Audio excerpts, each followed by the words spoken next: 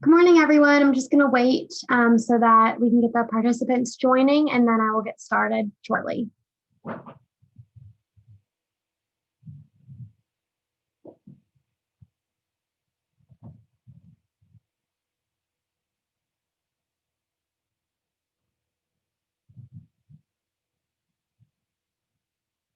Okay, I'm going to go ahead and get started.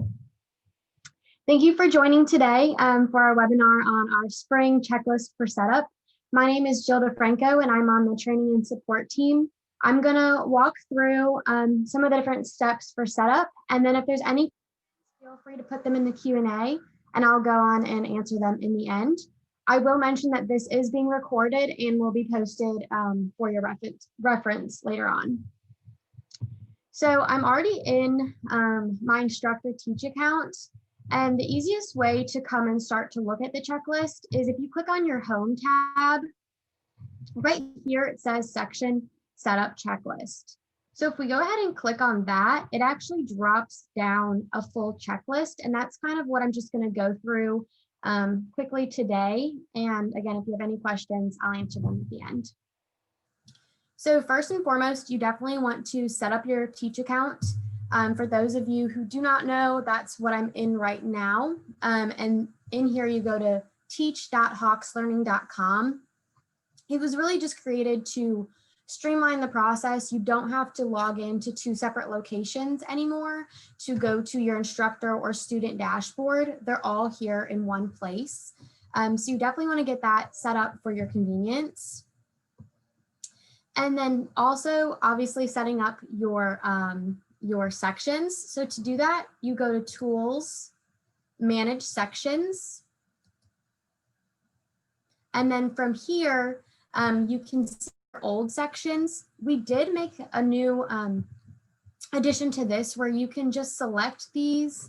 Let's see. So this one here, you can see it's visible to the student and visible in the gradebook. So this is a new item we've added. If you want, you can just check on this old one and hide the section. This one was created for spring, but if you have an old one that you want to hide, you can just click hide sections and hide it from the gradebook. This will keep it so that students won't see it and you also won't see it in your templates. But if you needed to bring it back, it's always right here under manage sections. So here I'm just going to go right ahead and unhide that. So I'm going to show sections and then there it's back again. So if we click into here and what you would want to do is click add new section at the top, which is going to bring you to your new page of the section. And I'm just going to go back to the section list to show you how it's set up. So when you click in to add the new section, you're going to want to add section name. This is how the students will find your section name. So make it as particular as you want so the students can find it. Your meeting times, again, just so the students know they're in the right class. When it starts, this is important for the students to get that temporary access. So you definitely want to put in your start date. We recommend checking off do not accept lessons completed before this date, just in case the student's retaking the course. You don't want their old materials to transfer in. And then that they can't take web tests before, same thing. And then the section end date to end on a bookend, and then checking off the boxes that you would like. And here, making sure that for your lessons, you have the correct time zone and the time you would want. Some instructors might prefer to have the homework due right before class, or some just at midnight the day of, so that's up to you. Also in here, if you've taken the class before and you're just copying it, right here there's a tab that says copy from another section. So here what you can do is you'll have a drop down if you have any, and you can click on another section that then will just copy all of your templates right over. But here it will show you the different templates that are applied. So the lesson due date, the other assignments, curriculum, these are all the templates that can be copied into your new section that then you can go in and change. So if we go back to our checklist, we've set up the section. So then you'd want to assign the weight for the homework, and that's going to grade settings, assignment groups. So here, by default, it's lessons, tests, and quizzes. You can edit these and have them whatever names you would like, homework and test if that's all you would like. But just here is to make sure that it adds up to 100 so that the students' weights are correct when they're looking at their grades. And you can come back and do this later as well once you've already assigned your lessons. Next on the checklist is setting up late penalties. That's in the grade settings and then lesson late penalty. So in here, by default, if you do not set up a late penalty, the due dates are just set up as a pacing guide for the students. They can submit their homework at any time for their full grade. So if you do want to have a late penalty, definitely go in here and put something in. We recommend putting in a graduated penalty just to help motivate the students, especially during these times. They might miss that due date, and just to still give them something for completing their work. Here you can do it up to 50 graduations, typically 4 or 5, you know, if you just did 10% and then up to 50% maximum, just so the students still are able to complete their work if needed. If we go back, I'm not going to save that. Obviously, make sure you're always saving as you're going through. The lesson due date. So this is obviously very important to go in and assign your lesson due date. So to do that, I'm going to go to assignments, lesson due dates.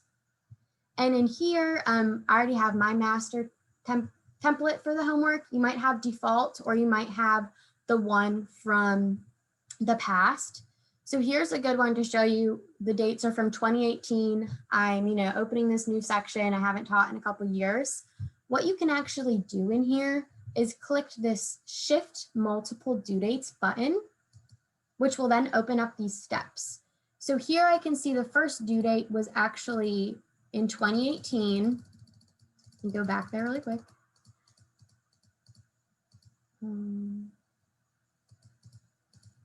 It was August 28th. And so then I want my new due date to be this Friday. So now I'm going to click this little go button, and it will shift all of them accordingly. These might not be the exact due dates I want, but at least now I have a starting guide to go from. Another update that we had in here is when you come in, you can just click this due date header and it will pull them all up. So you can see the due dates easily of what you've assigned instead of scrolling all the way down. The next step on the checklist is editing any of the content, and that's in the curriculum. I'm not going to go too much into this, but in here, once you've edited the name of the curriculum, all of these become hyperlinked. So you can go in and edit them. You can remove questions or add questions, however you may seem fit. Also, you can do, which I will go into really quick, it will open up in a new tab, but what you can also do now is edit the learn screens. And that is just, let me move my camera. Up here, there's a little gear icon. And if you press on that, it will say open learn. From here, you can open the learn screens and edit them however you would like. Definitely reach out to your training and support representative if you would like to learn more about that, and they would be happy to help you. Okay.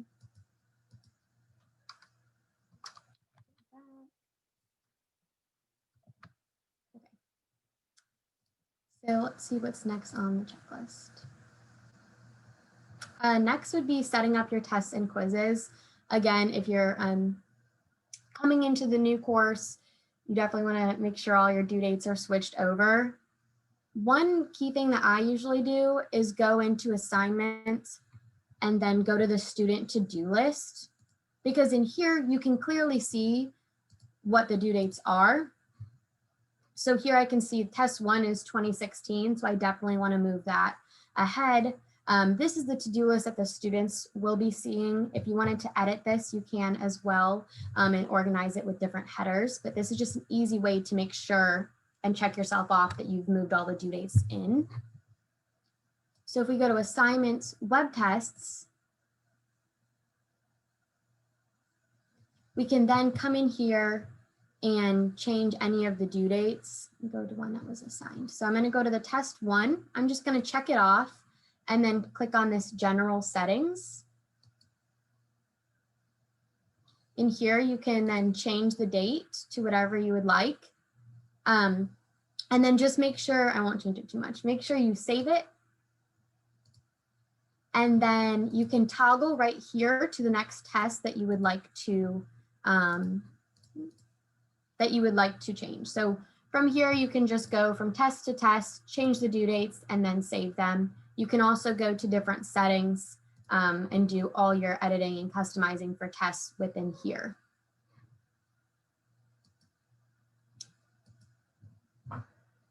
Finally is just sending the students the student training video, which is linked right here. It's also on their student dashboard. And this will just help them set up if they're setting up through Hawks and going in to find your course and get in. So I'm going to go look and see if there's any questions at this time.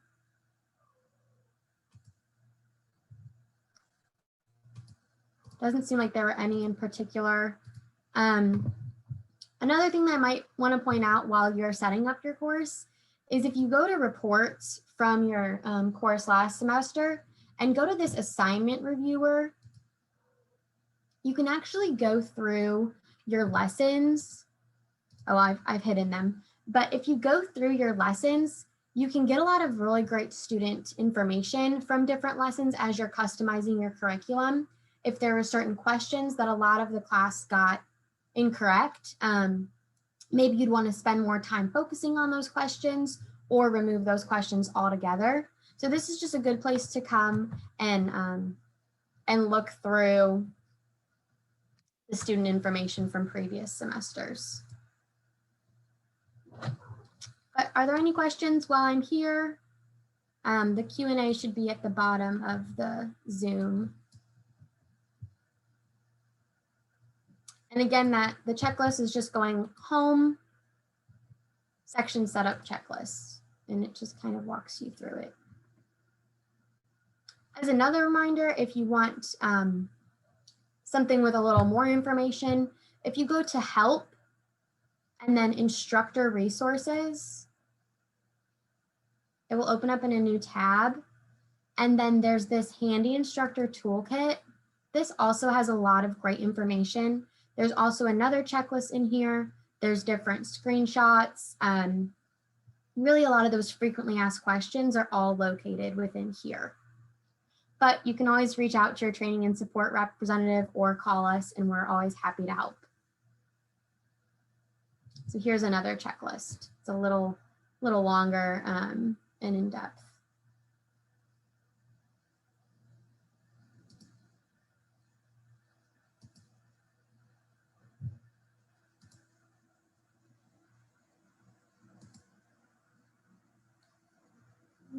Let's see.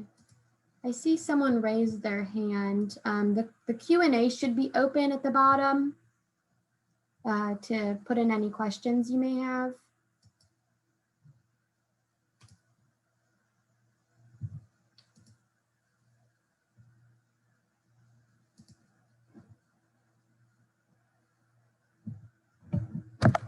And I'll wait a second just because I did see someone raise their hand. If you wanted to ask a question in the Q&A, it will come. Oh, okay.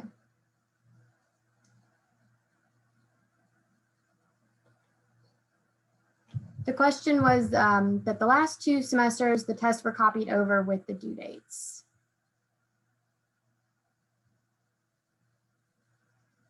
You want them, and so the test copied over with due dates, but they would like to be unassigned.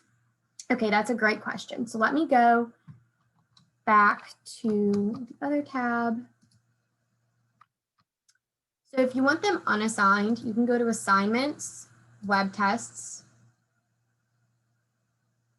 And then, so here you can see the assigned column has this little keychain. If you check it off, and then up here, up here where it says assign, you can click on that. And then right here, if you don't want it assigned to your new section, you just check on that new section, and at the bottom, click unassign.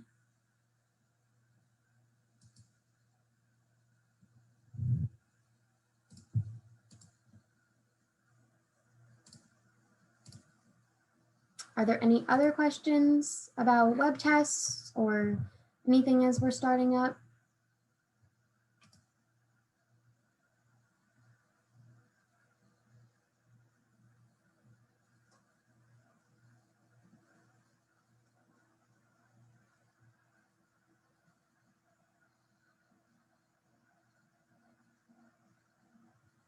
Okay, I have some more questions about unassigning the tests. Let me see. And we are running out of time, so I can send that off to the training and support representative. But if you have something that you need a lot of help on, definitely just reach out and we're happy to go in and help you with that, especially if you're wanting to unassign or assign a mass amount.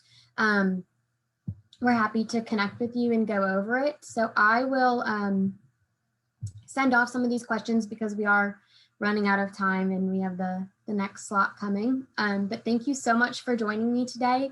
If there's anything else that you need, definitely just reach out to your training and support representative and we're happy to help. Thank you.